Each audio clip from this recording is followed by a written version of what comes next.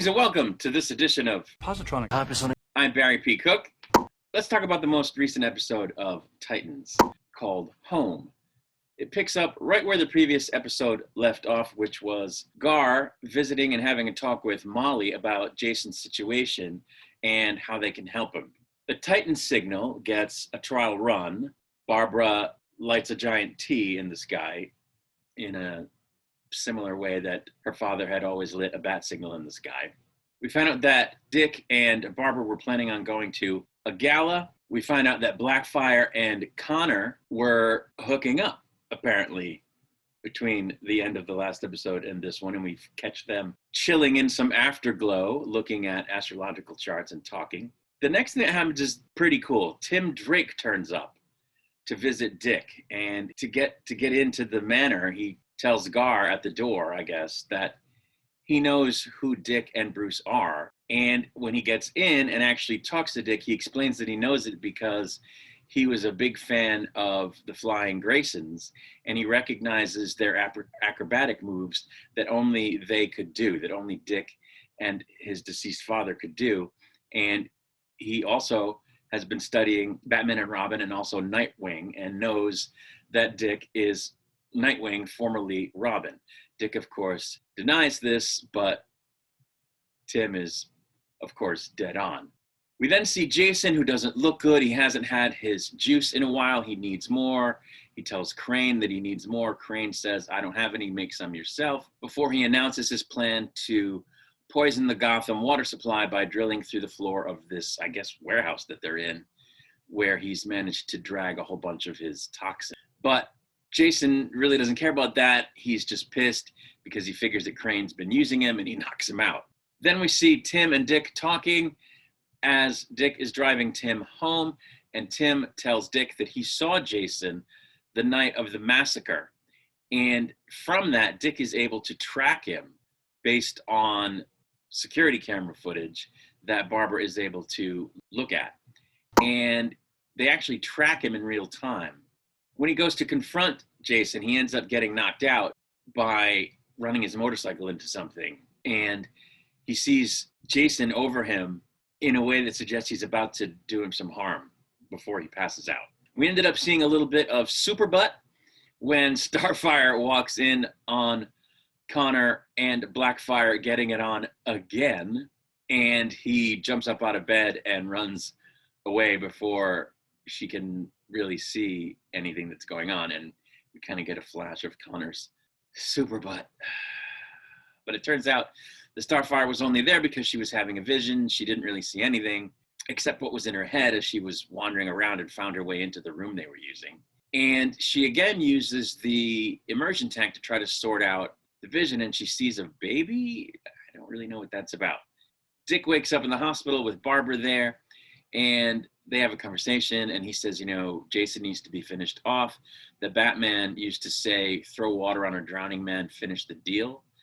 But I'm kind of dubious about that. Doesn't sound like something Batman would say. Anyway, Barbara hopes that the situation can be ended quietly, less violently, or absent any violence. We see Starfire investigating her vision out on the street after borrowing Bruce's car, but she doesn't really get anywhere. Scarecrow wakes up and encounters like a building inspector type guy. And from him, he learns that he won't easily be able to drill through the ground and get his poison into the water. And then he ends up killing the guy because the guy sees all the toxin and goes to report it. So it's kind of brutal. Jason visits a live sex show, where you sit at a table, I guess, and watch people have sex through glass where you can talk to them. But he tells them he doesn't want them to do anything. He just wants to get some stuff off his chest. He asks them to play Hank and Dawn, and he apologizes to them for having killed Hank, to which the woman says, if he's really seeking forgiveness and redemption, the only place he's going to get that is home. He has to go home to be forgiven for stuff like that. Dick, meanwhile, visits what seems like an older Wayne Manor, like an abandoned property that might have been Wayne Manor in the past.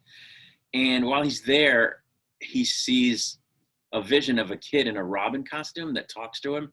And this after he saw a weird, bat symbol on the eye chart when he was in the hospital, like a Rorschach thing almost. It turned into a bat. I don't know. It was really weird.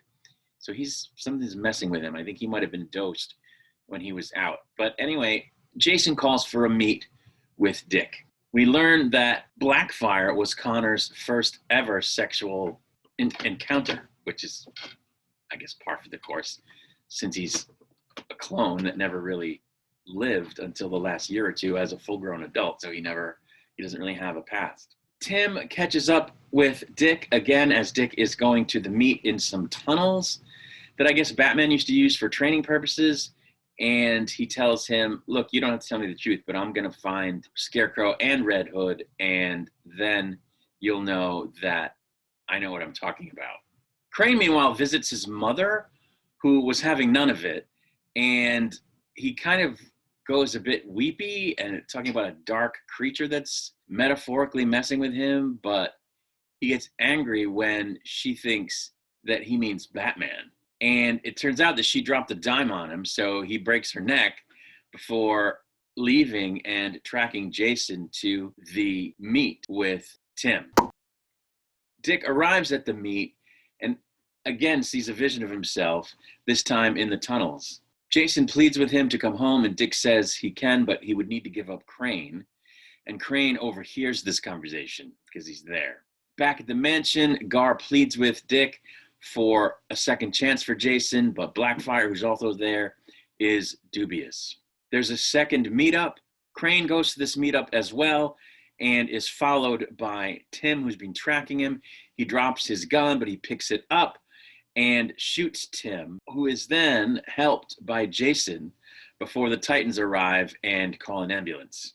While Dick is tending to Tim, he sees him wearing a Robin costume.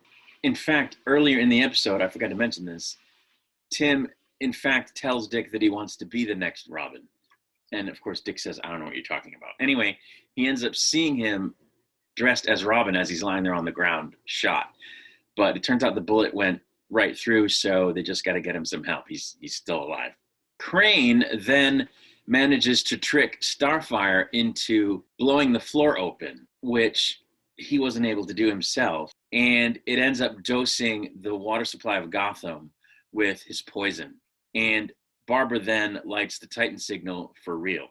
That's where the episode ended. I thought it was pretty good because, you know, we knew from earlier in the season we were going to end up seeing Tim Drake more in this season. And we know from the comics that he does, in fact, become Robin. So it's great to see that ball moving forward. It was interesting to see Jason plead for forgiveness because, you know, in the comics, he ends up sort of back on the good side as like an anti-hero. And I think the actor did a good job of making it seem like he really does want to be forgiven and that he only did the things he did because of the drug, which I think is probably true because we know that Crane was sort of pushing it on him. And of course, Crane was doing that for a reason. And that was probably to keep him, you know, angry and violent and malleable and so forth. And so now that he's run out, he's not feeling that anymore. He's feeling more like himself. Also, I think Crane, you know, at this point feels like he doesn't really need him. He's you know, he had his focus set on poisoning the water, and that's what he's been up to. He didn't really need Jason anymore. So we'll see what happens next week. I think it's either this coming week or the next one where we're finally supposed to see Raven again and possibly Donna. So we'll have to see how that goes. I'll be back to review the rest of the episodes, of course, as they come out. Until then, I'm wishing you all peace and long life.